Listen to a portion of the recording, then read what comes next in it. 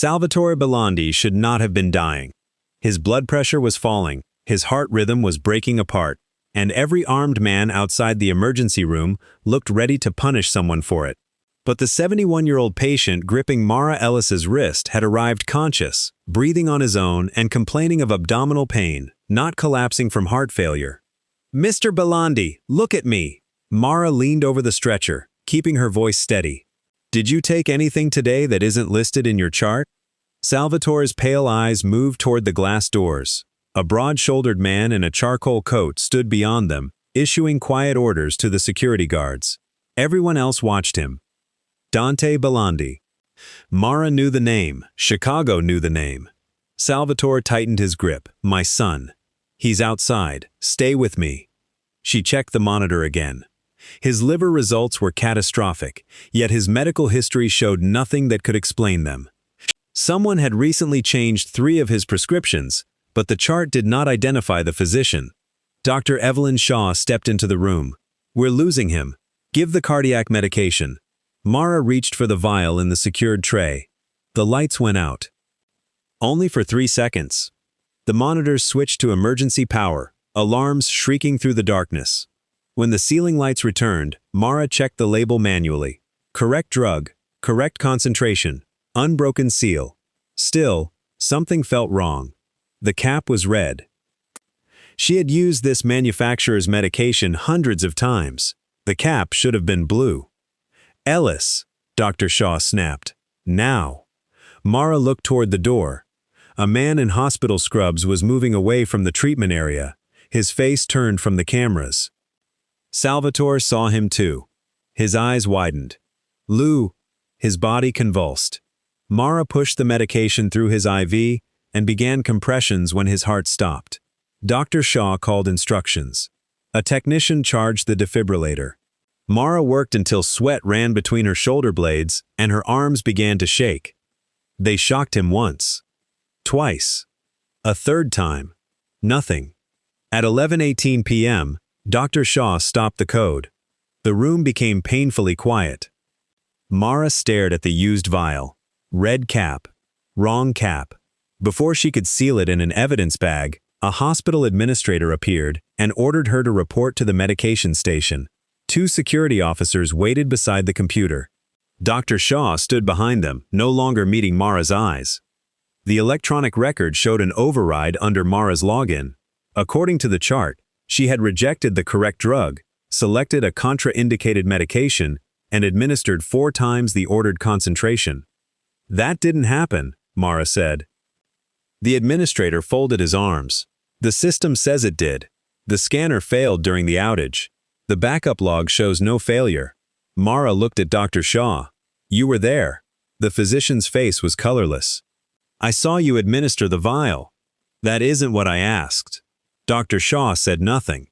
The old helpless anger returned. The same anger Mara had felt when a wealthy driver killed her younger brother, and investigators called it an unavoidable accident. Documents had mattered more than witnesses then.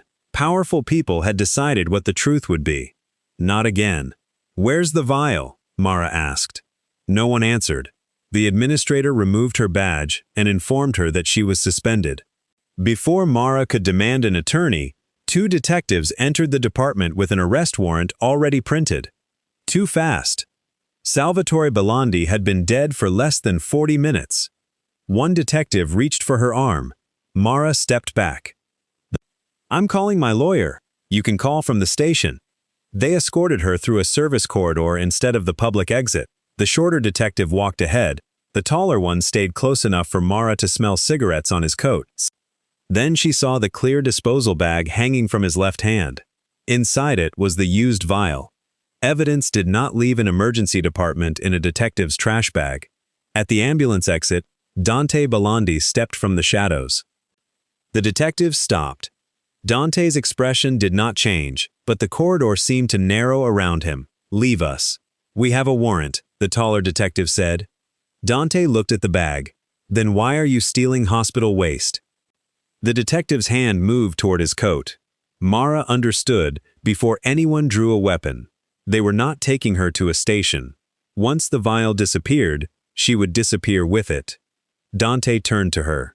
His voice was low and controlled. "Did you kill my father?" "No." "Then tell me why I should believe you."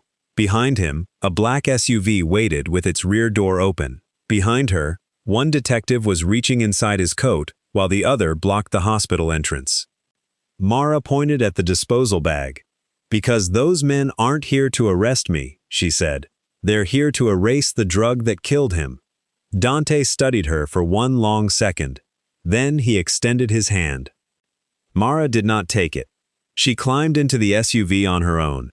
The door closed beside her, and Dante entered after her as the first gunshot shattered the ambulance bay glass.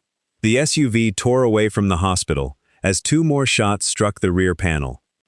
Mara stayed low until the ambulance bay vanished behind them. Dante sat across from her, one hand braced against the door, his expression unnervingly calm. "Your detectives," she said. "Not mine." That answer isn't comforting. It wasn't intended to be.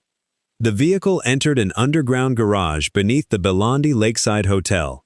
Dante led her through a private elevator to a sealed executive floor where two men searched her for weapons. Mara slapped one man's hand away from her waist. "I'm a nurse, not luggage." Dante dismissed the guards with a glance. Inside a suite overlooking the black water of Lake Michigan, he placed the stolen vial on a glass table. One of his men had taken it from the detective during the escape. "You have 48 hours, Dante said. "After that, I decide whether you are a witness, a liability, or my father's killer." Mara removed her coat. "And until then, you stay here." "No." His gaze sharpened. "You may be used to people confusing fear with agreement," she said. "I don't. Someone falsified your records, sent armed men to collect you, and tried to destroy the evidence. Walking outside would be reckless. Locking me in a hotel owned by the dead man's son would be stupid." For the first time, something almost human crossed his face. Not amusement, recognition. "What do you want?" he asked. "Access to the hospital's pharmacy inventory, the charity purchasing accounts, and anyone who touched that medication before it reached me." "You are asking for access to private Bellandi records." "I'm asking for the chance to prove I didn't murder your father." Dante looked at the vial. Mara pointed to its cap. "This manufacturer uses blue on that concentration. Red belongs to a different drug. The label says otherwise. Labels can be replaced. Cap colors are molded during production. So, the vial was altered. Or substituted." Dante stepped closer to the table. "Who can confirm that?" "My friend Tessa. She manages controlled inventory in the hospital pharmacy. Call her." "Not while your men are listening. You are in no position to dictate terms." Mara met his eyes. "Then shoot me and solve nothing." Silence stretched between them. Dante placed a phone on the table and walked to the window. "You have 5 minutes." Tessa answered on the second ring. "Mara? The police are here. The hospital says you ran." "I didn't run. I avoided being murdered." "That is not better. I need the inventory record for Salvatore Bellandi's medication." Tessa lowered her voice. "I can't access a dead patient's chart without triggering an audit."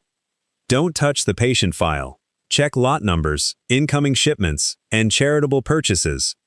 "Mara, my mother's renewal is pending. One accusation of unauthorized access." "I know." Mara softened her voice. "Send only what your job allows. No patient information. No names." A long breath came through the phone. "You owe me a year of dumplings." 2. Tessa sent the first records 15 minutes later. Mara spread the printed pages across the table. The medication had not come through the hospital's contracted supplier. It had entered inventory under a donation from the Bellandi Community Health Foundation. Dante read the account code. "Who controls this?" Mara asked. Before he could answer, a guard entered and whispered something to him. Dante's jaw tightened. "My family is waiting." He left Mara with 2 guards posted outside the suite. An hour later, Dante stood at the head of a long dining table, while 6 Bellandi captains argued over who would lead them after Salvatore's death. Luca Bellandi sat at Dante's right, composed in a dark blue suit. "Your father is dead," Luca said. "His accused killer is under your protection. Every hour you delay judgment makes us look weak. I am investigating, Dante replied. You are hesitating. One captain struck the table. The family needs certainty. Dante looked from face to face. Then we will follow family law. No transfer of authority while betrayal remains unproven. Luca's smile faded. That rule has not been used in 30 years. It remains binding. For how long? 9 days. The room erupted. Dante allowed it. Across the table, Luca watched him with the stillness of a man recalculating a plan. When Dante returned upstairs, Mara was already wearing her coat. Where are you going? To meet Tessa. No. She found the purchasing codes. Send someone else. She won't trust someone else. Dante motioned to a young man leaning against the doorway. Nico will drive. Nico Bellandi looked too charming and too pleased with himself to be useful. Mara pointed at him. He stays in the car. I can hear you, Nico said. That was the idea. The meeting point was the third level of the hospital parking structure. Tessa appeared between two concrete pillars carrying a folded printout inside a pharmacy bag. Nico left the car despite Mara's warning. The first attacker came from behind a parked van. Nico shoved Mara down as a blade flashed. The attacker struck him along the left side before Dante's guards opened fire from the stairwell. Chaos swallowed the garage. Tessa screamed. Mara crawled to Nico as blood spread beneath his jacket. Stay with me. I'm fine, he gasped. You are leaking through a designer shirt. She tore the pharmacy bag open, packed folded gauze against the wound, and pressed hard. One of Dante's men shouted for her to move. Give me your belt, she ordered. We have to leave. Then, help me stop him from bleeding to death. The man obeyed. Mara secured the pressure packing, directed two guards to lift Nico without twisting his torso, and kept one hand against the wound during the drive back. Dante was waiting in the hotel's medical suite.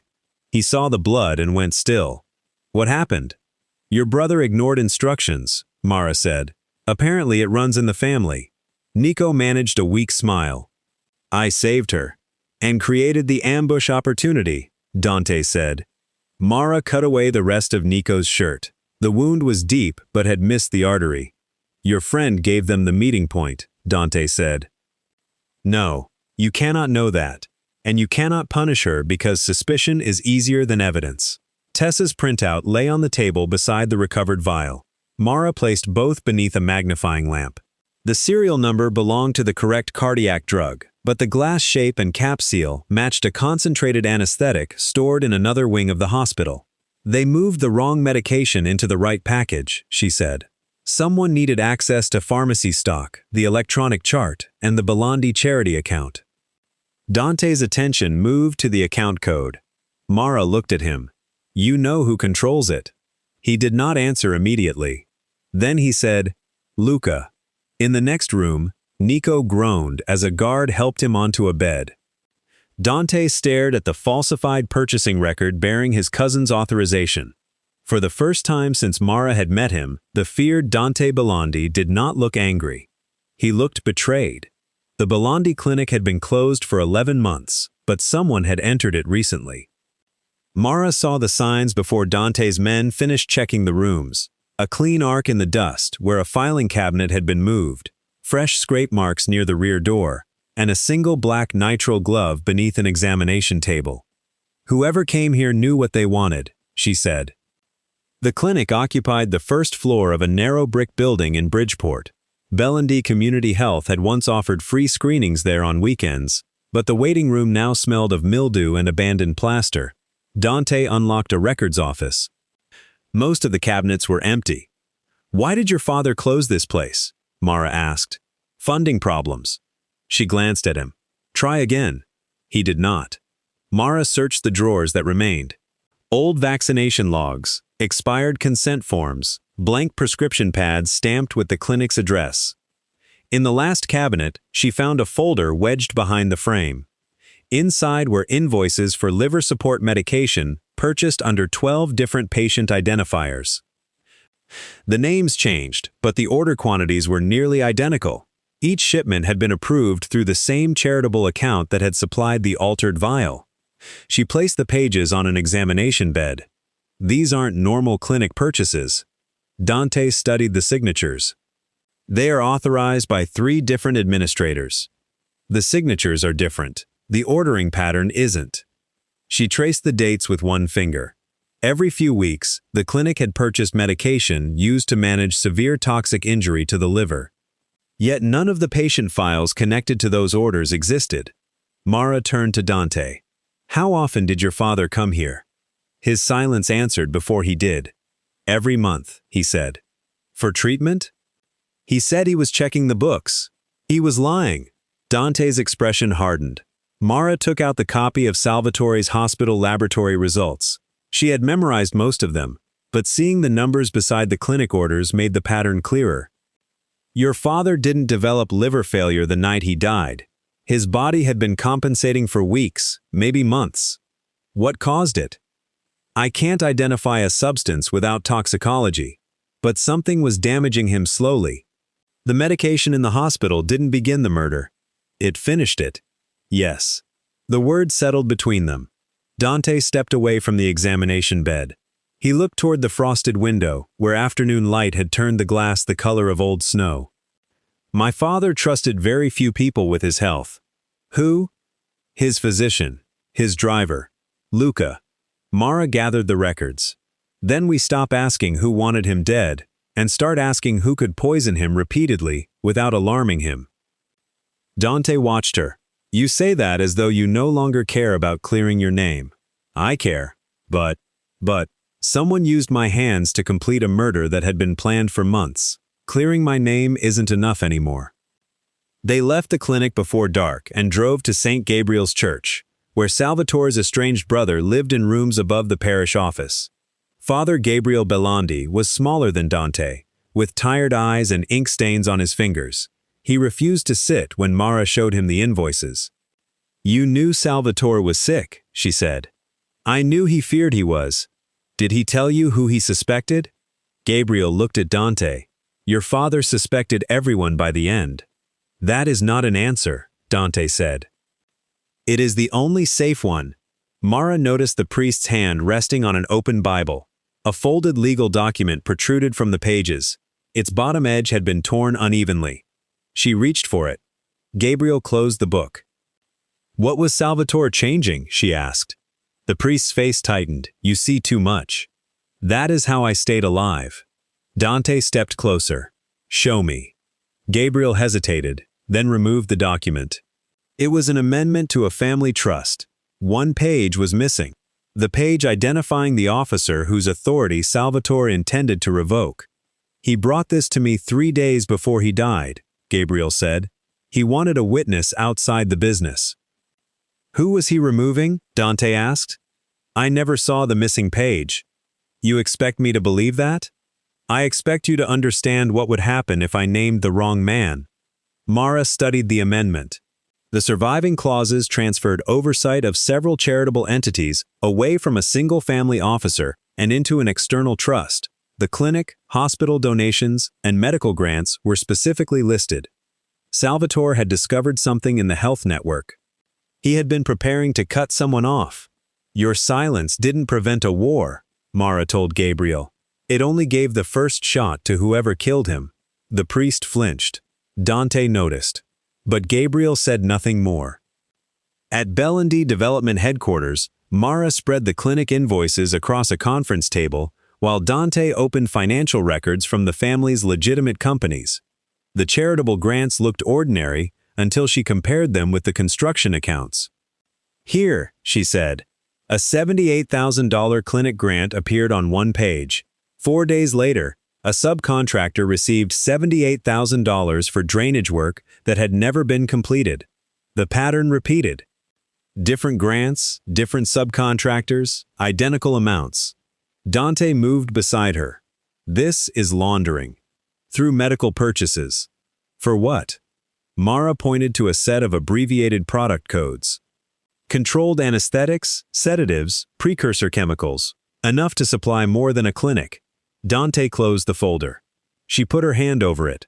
You knew Luca was moving money. I suspected. How long? 7 months. And you let me walk into a hospital system he controlled without telling me? I did not know how far it reached. You knew enough to hide records. His voice became colder. There are accounts in this building that could get you killed simply for reading them. There are already people trying to kill me. That does not mean I give you everything. No, it means you decide how much truth I'm allowed to survive. Mara took out her phone and placed it on the table. A recording timer glowed on the screen. Dante looked at it, then at her. You recorded this conversation. I recorded every conversation after the hospital. One of his guards shifted near the door. Dante lifted a hand, stopping him. Mara expected anger, a threat. The phone crushed beneath a polished shoe. Instead, Dante picked it up, ended the recording, and handed it back. You should keep leverage against powerful men, he said, including me. The gesture unsettled her more than intimidation would have. Is that respect? She asked. It is practicality. Of course. But neither of them looked away. They continued working in the rooftop greenhouse, because Dante claimed the office was no longer secure. Winter pressed against the glass, while warm air carried the scent of rosemary and damp soil. Mara arranged the grant dates in a line. They were not random. The payments increased in regular stages, as if building toward a launch. This isn't an established operation, she said. It's preparation. Dante followed the sequence. A partnership. With someone who already has distribution. And Salvatore found out. Mara nodded. He closed the clinic because it was being used to conceal the purchases. Then he moved to strip Luca's authority from the charitable accounts. Dante's face changed. My father called me the night he died, he said. He said he had proof against Luca and wanted me at the hospital before midnight. You never mentioned that. He died before he could give it to me. What proof? A financial ledger. Where is it? Dante's silence returned. Mara understood. You have it. I have part of it. And you kept it from me. The ledger does not only implicate Luca. Who else? Dante looked through the greenhouse glass at the city below. Me. The warmth left the room. Mara stared at him as the shape of the alliance changed again. Dante had not merely withheld evidence to protect her. He had withheld it to protect himself. Mara left the greenhouse without taking the invoices. Dante followed her into the corridor. The ledger contains Luca's accounts, he said. It also contains payments I authorized before I took control. Bribes? Yes? Extortion? His silence answered. Mara pressed the elevator button. How many people were hurt? Not through the accounts you need. That wasn't my question. The elevator doors opened. Dante blocked them with one hand. If I release the complete ledger now, the captains will remove me before the vote. Luca will control the family, destroy the remaining evidence, and kill every witness. And if you keep controlling the evidence, how are you different from him? I am trying to prevent a war. No, you are trying to win one. His restraint cracked just enough for her to see the anger beneath it. You think truth protects people because you work in rooms where records are supposed to matter, he said. In my world, truth is a weapon. Handing it over without controlling where it lands gets people buried. My brother was buried because men with money controlled where the truth landed. Dante released the elevator door. Mara stepped inside. You have spent your whole life deciding which consequences belong to other people, she said. You don't get to decide mine. She returned to her apartment before dawn, knowing the police would eventually search it. She showered, changed clothes, and copied every file Tessa had sent onto 3 encrypted drives. At 8 in the morning, she called the State Medical Board. By noon, she stood outside St. Augustine Medical Center beneath a line of news cameras. The investigator she was supposed to meet never reached her. Reporters surged forward as soon as they recognized her. Mara, did you accept money from the Bellandi family? Did Dante Bellandi help you escape police custody? Did you falsify Salvatore Bellandi's treatment record? A screen above the hospital entrance began playing an audio clip. Mara heard her own voice. Someone used my hands to complete a murder. Then Dante's. There are accounts in this building that could get you killed simply for reading them. The recording cut before Mara challenged him, before the evidence, before the context. A reporter thrust a microphone toward her. Were you working with Bellandi before Salvatore died? No. Then why did you secretly record him? To protect myself. From Dante Bellandi? From anyone who thought power could replace proof.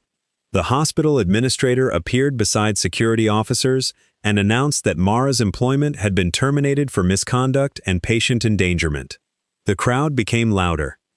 Mara saw the trap clearly. Luca did not need everyone to believe she was guilty. He only needed the truth to become complicated enough that no institution would defend her. Her phone vibrated. A message from Dr. Shaw contained only 4 words. Archive level, come alone. Mara entered through the outpatient garage and took the service stairs underground. The archive level smelled of paper dust and industrial cleaner. Dr. Shaw waited beside a locked records cage, her white coat buttoned wrong. You released that recording? Mara asked. No? You altered the chart. Dr. Shaw's eyes filled with fear. I altered part of it. Mara moved closer. Which part? The room assignment. That makes no sense. There was another patient across the corridor, an elderly man waiting for psychiatric placement, no family, no phone. Everyone ignored him. What did he see? An orderly enter Salvatore's room during the outage. He saw the man replace something in the medication tray. Mara's pulse quickened. Why wasn't he interviewed? Because Luca's people reached me first. Dr. Shaw unlocked the records cage and pulled out a paper admission sheet. They knew my daughter's school. They knew where she practiced violin. They told me the witness would disappear, and then they would decide whether my daughter joined him. So you changed his room number. I moved him under an alias and sedated him long enough to transfer him to a private facility. You let them accuse me. I was trying to keep him alive. You could have warned me. I was afraid. Mara looked at the trembling physician and felt rage push against reason. She could expose Shaw immediately. She could destroy the career of the woman who had stood silent while Mara's life collapsed. But punishment would not bring back the witness. Where is he now? Dr. Shaw gave her the facility address. A metal door slammed at the far end of the corridor. Both women froze. Mara snatched the original admission sheet and the unedited treatment log from Shaw's hands. Use the east stairwell, Shaw whispered. What about you? I have spent 9 days pretending fear was caution. She straightened her coat. Go. Mara reached the private facility 20 minutes later. The witness's room was empty. The restraints on the bed had been cut. A nurse lay unconscious near the medication cart, breathing but bleeding from the temple. Mara stabilized her, called emergency services anonymously, and searched the room. On the floor beneath the bed was a torn strip of pharmacy print paper. Tessa's inventory code was written across it. Mara called her. No answer. She called again. A man answered. Ms. Ellis. Luca said. You have been difficult to educate. Mara kept her voice steady. Where is Tessa? Alive. Frightened, but alive. And the witness? Less useful every minute. What do you want? The ledger Dante hid from you. You already control the financial accounts. I control enough to build the future. The ledger contains enough to destroy it. Mara looked at the unconscious nurse.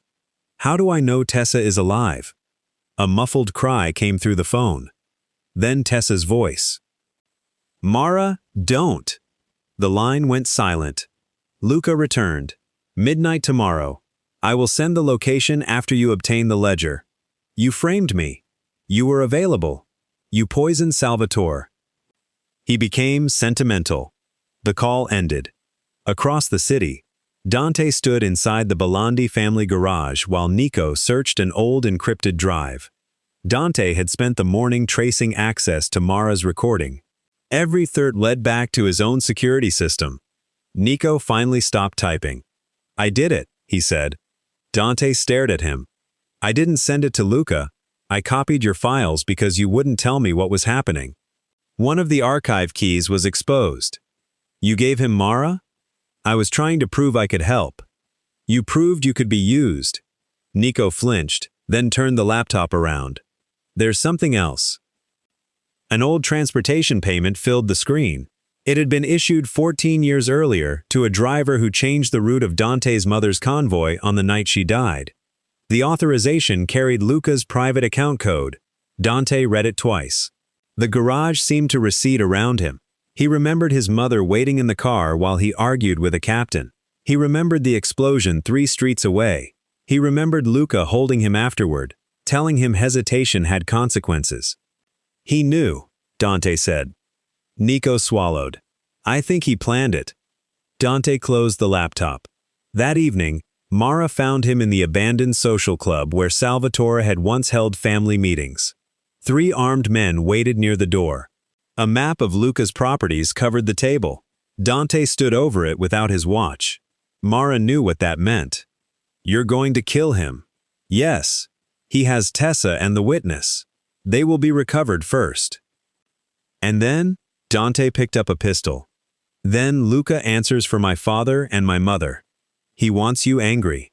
He should. He wants you to execute him. Dante's eyes lifted. If you kill him, Mara said, the trafficking partners scatter, the hospital executives destroy their records, and every captain who supported him calls him a martyr. He dies either way. No, he lives long enough to name every coward who helped him. Dante moved around the table. You still believe a court can give you justice? I believe revenge is what men choose when they want one moment of satisfaction more than they want the whole truth.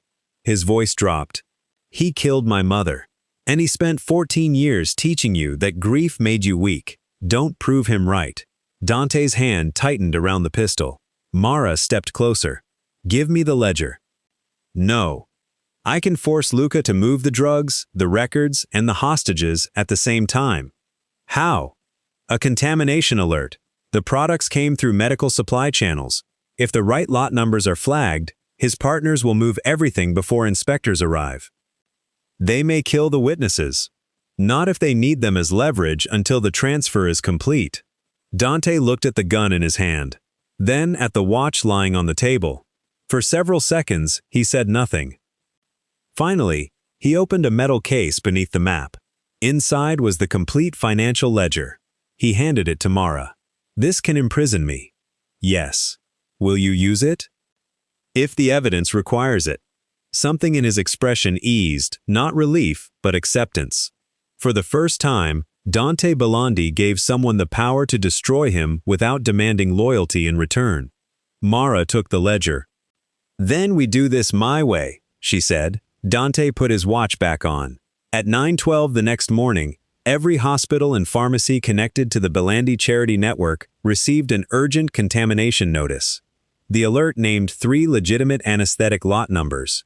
Mara had selected them because their records overlapped with Luca's falsified purchases, but none had reached actual patients. The notice required distributors to isolate the products and prepare them for inspection. It was narrow enough to protect the public, and convincing enough to terrify traffickers. From the Bellandi Hotel's operations room, Mara watched shipment trackers begin to move. One truck left the medical warehouse, Nico said, his injured side wrapped beneath a loose sweater. 2 more are leaving the clinic depot. Same destination? Dante asked. Nico enlarged the map. Old rail maintenance yard near Pershing. Mara checked the timestamps. They're consolidating everything.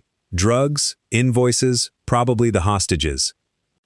Dante studied the family captains assembled across the room. Some had served Salvatore for decades. Others had already promised Luca their votes. Dante placed copies of the ledger before them. Luca told you he was expanding our influence, he said. He was using your companies to finance narcotics trafficking.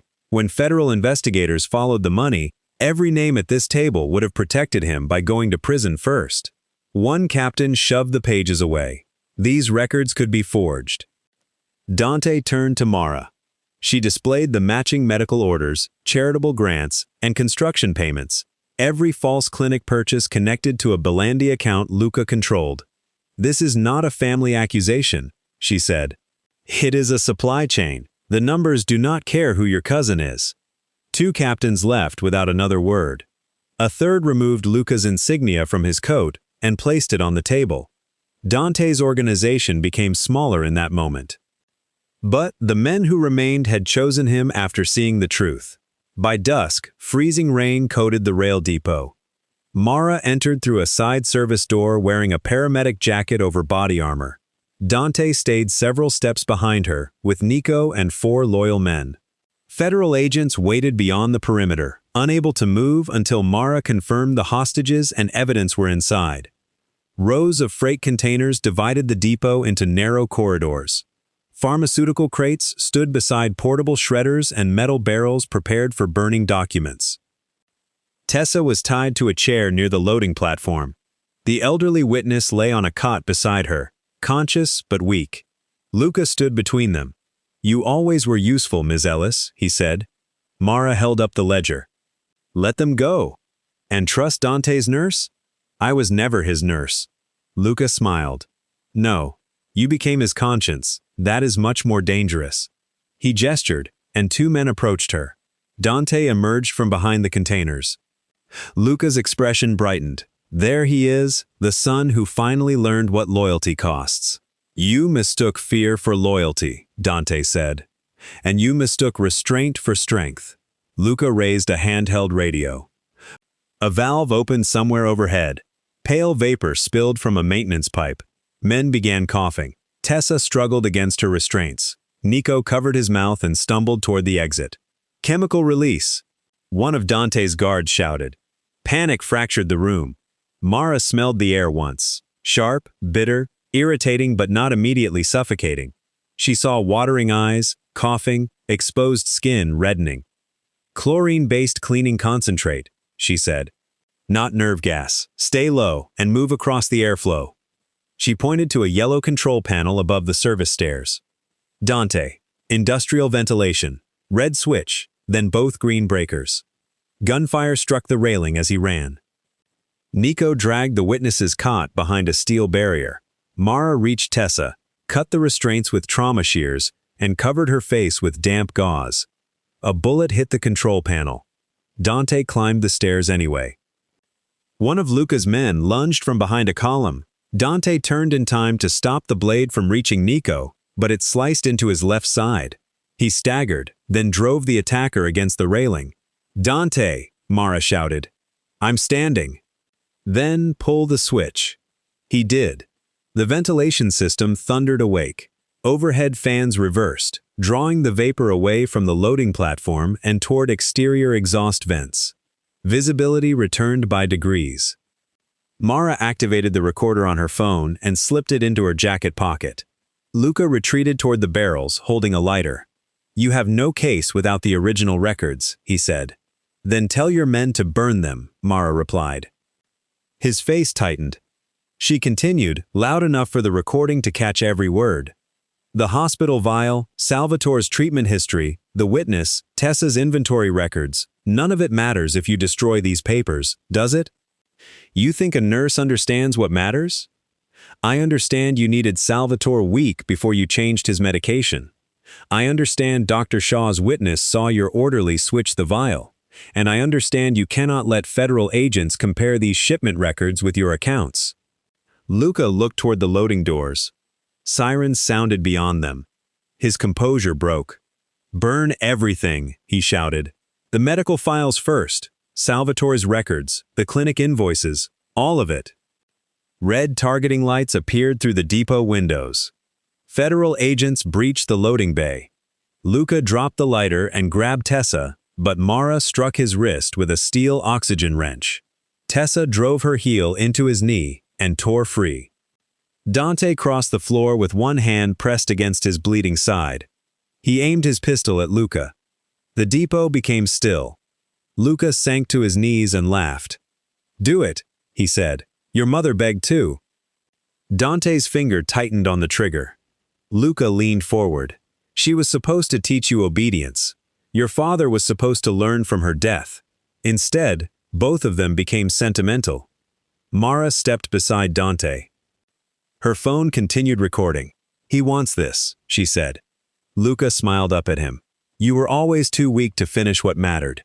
Dante looked at the man who had murdered his mother, poisoned his father, and built his power from their grief. His watch remained on his wrist. Slowly, he lowered the gun. "No," Dante said. "You will explain it all where everyone can hear you." Federal agents pulled Luca to the floor and secured his hands. He did not look powerful then. He looked small. 3 months later, Mara stood beneath the new sign for the Ellis Patient Safety Center. The state had cleared her of every accusation. The hospital administrator and 2 executives had been indicted. Dr. Shaw surrendered her position, entered protective custody with her daughter, and agreed to testify. Tessa became the center's pharmacy safety director and immediately complained that Mara's filing system was a crime against medicine. Seized Bellandi assets funded the clinic under independent oversight. Dante had given investigators the complete ledger. He lost control of several companies, accepted responsibility for financial crimes committed under his authority, and entered a cooperation agreement that would keep him under court supervision for years. What remained of the Bellandi organization withdrew from the medical network and dismantled Luca's trafficking routes. Mara was locking the clinic doors when Dante arrived. Alone, no guards, no armored car, no dark procession claiming the street around him. His wound had healed, though he moved carefully as he approached. "I was told you do not accept unscheduled visitors," he said. "We make exceptions for persistent former patients. I was never your patient. You ignored medical advice, bled on my floor, and argued during treatment. That qualifies." A faint smile appeared. He stopped an arm's length away. "I cannot promise you an easy life," he said, "or pretend the man I was has disappeared." "Good, I don't trust miracles. I can promise that I will not make your choices for you." Mara studied him. For once, Dante Bellandi was asking for something without using power, fear, or debt. "What are you asking?" "1 dinner. No guards? No guards. No private restaurant you secretly own? I know a public one owned by someone who dislikes me. That helps. Is that a yes?" Mara slipped the clinic keys into her coat pocket. "It is 1 dinner," she said, "on my terms." Dante opened the passenger door of an ordinary black sedan, then waited without touching her. Mara looked back at the illuminated clinic sign. Her name was there because she had fought for it, not because a powerful man had chosen her, protected her, or granted it. Then she faced the uncertain future she had chosen for herself. 1 dinner, she repeated. And this time, when she stepped forward, no one was chasing her.